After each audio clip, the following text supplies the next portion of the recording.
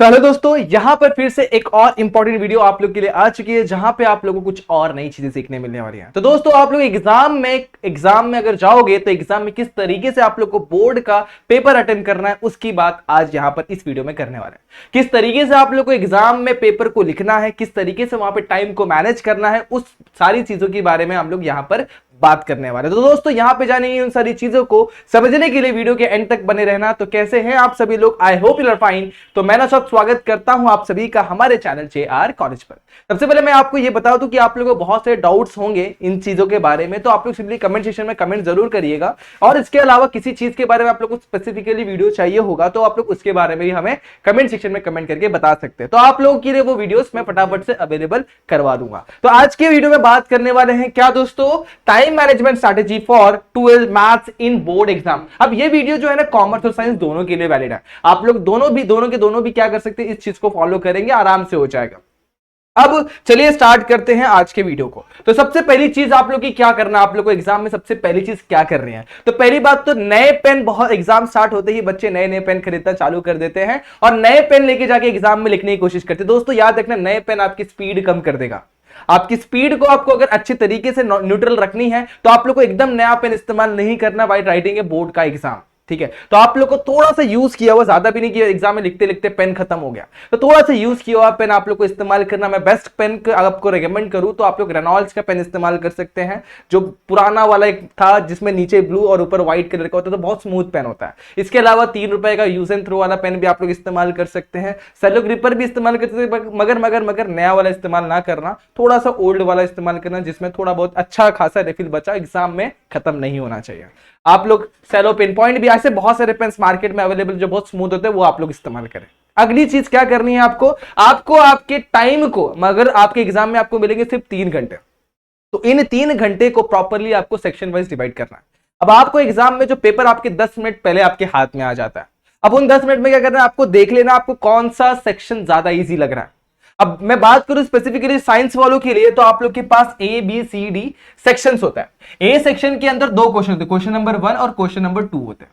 इसमें question number 1 जो होता है MCQ होता है और क्वेश्चन नंबर 2 जो होता है 1 मार्क्स के क्वेश्चन होते हैं। ये होता है 16 मार्क्स का, 1 मार्क 2 मार्क्स से एक MCQ, और यहाँ पे 1 मार्क्स से 4 क्वेश्चन, टोटल 20 मार्क्स का सेक्शन ए होता है। सेक्शन बी जो होता है उसके अंदर 8 क्वेश्चंस मिलेंगे। सेक्शन सी के अंदर आपको 8 क्वेश्चन अटेम्प्ट करने होंगे। सेक्शन डी के अंदर आप लोग को 20 क्वेश्चन अटेम्प्ट करने होंगे। तो सेक्शन जो बी है ना, उसमें आप लोग का बनता है 8 क्वेश्चन के हिसाब से कितना मार्क्स, 16 मार्क्स, और सेक्शन सी में बनेगा आप लोग का कितना, 8 के हिसाब से मतलब कितना हो जाएगा 24 मार्क्स। और सेक्शन डी जो है, ये सी की बात होगी, और डी की बात करते हैं, डी में आप लोग को 5 मार्क्स, 4 मार्क्स के हिसाब से 5 क्वेश्चन 20 मार्क्स। अब आप लोग को देखना आपको ज्यादा मार्क्स का वेटेज कहां पे बन रहा है यहां पर और यहां पर। तो आप लोग क्या करें, अगर 2 मार्क्स का सेक्शन आपको इजी लग रहा होगा तो 2 मार्क्स को पहले अटेम्प्ट कर लो, मतलब 1 मार्क्स और 2 मार्क्स, मतलब क्वेश्चन नंबर 1 और 2 होने के बाद 2 मार्क्स यानी सेक्शन बी आपको इजी लग रहा है तो वो कर लो, या फिर सेक्शन डी या सी जो भी आपको इजी लग रहा है, आपको मल्टीपल मतलब बहुत सारे क्वेश्चन इसमें से आप लोग को आ रहे हैं, तो उस हिसाब से सेक्शन को आपको अटेम्प्ट करना है।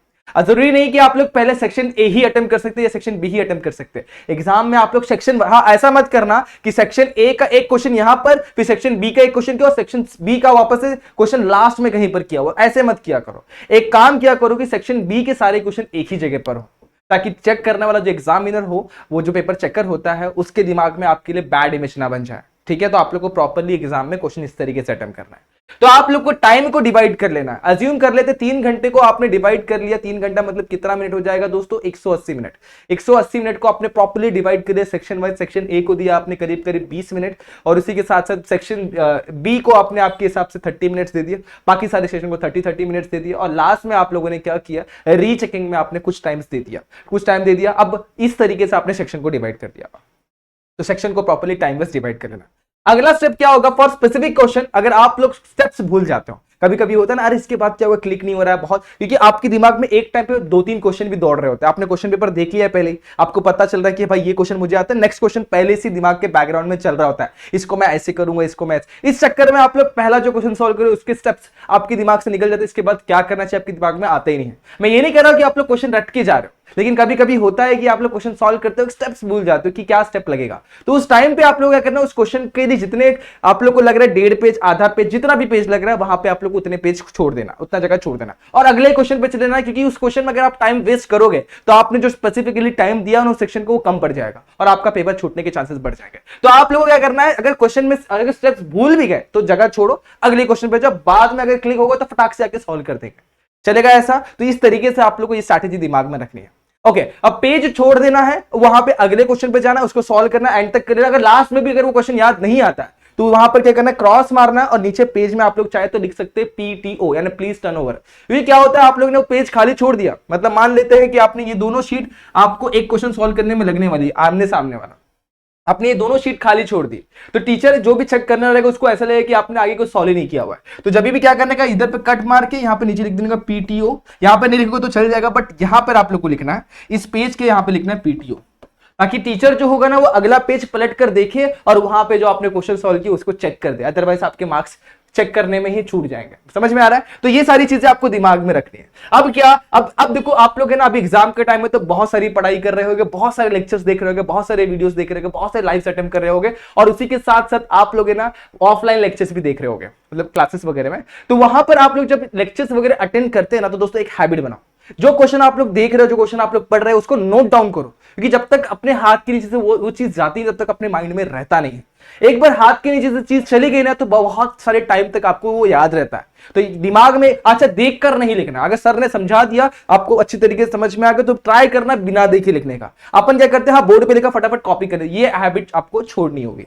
आपको करना क्या होगा, आपको क्वेश्चन को पहले तो सर ने जो, ये टीचर ने जो भी एक्सप्लेन किया हुआ है उसे अच्छे तरीके से समझना होगा और बिना देखे ट्राई करो उसको अपने नोटबुक में कॉपी करने के लिए। बोर्ड का देखे कॉपी नहीं करना, नोट डाउन करने की हैबिट डालना। अभी डालोगे तो एग्जाम में आप लोग अच्छे तरीके से क्वेश्चन को दिमाग में रख पाओगे।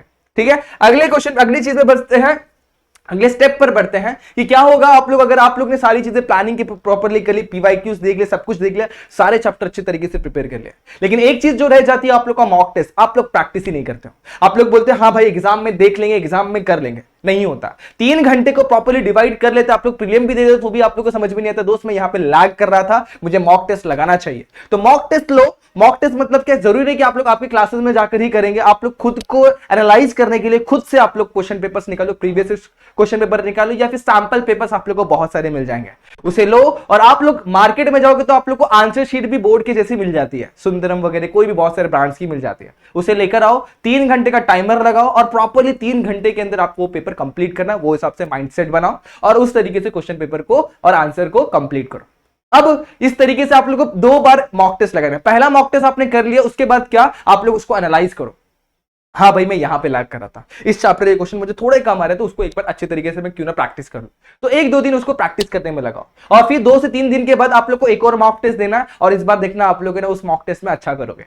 तो ये प्लानिंग आपके दिमाग में बैठ गई होगी, उसको दिमाग में रखना है। तो इस तरीके से आप लोग क्या करेंगे, उस प्लानिंग के हिसाब से आप लोग आपके क्वेश्चन पेपर्स को सॉल्व करेंगे आपके मॉक टेस्ट में। तो एटलीस्ट 2 मॉक टेस्ट आपको करने होंगे पर सब्जेक्ट। ठीक है, आगे बढ़ते हैं। अब एनालाइज भी कर लिया, फिर से मॉक टेस्ट लगा लिया, लेकिन अब तक यहां तक कंप्लीट नहीं होता दोस्तों, आप लोग को चीजें बार बार रिवाइज करनी होगी।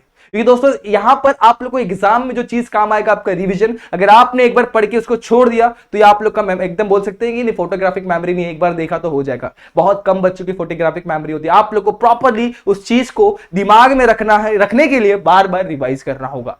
तो एग्जाम में आप लोग को ये सारी चीजों को दिमाग में रखकर आप लोग प्रॉपर्ली इस चीज को फॉलो करेंगे तो एग्जाम में आप लोग डेफिनेटली फाड़ कर आएंगे, अच्छे मार्क्स स्कोर करके आएंगे।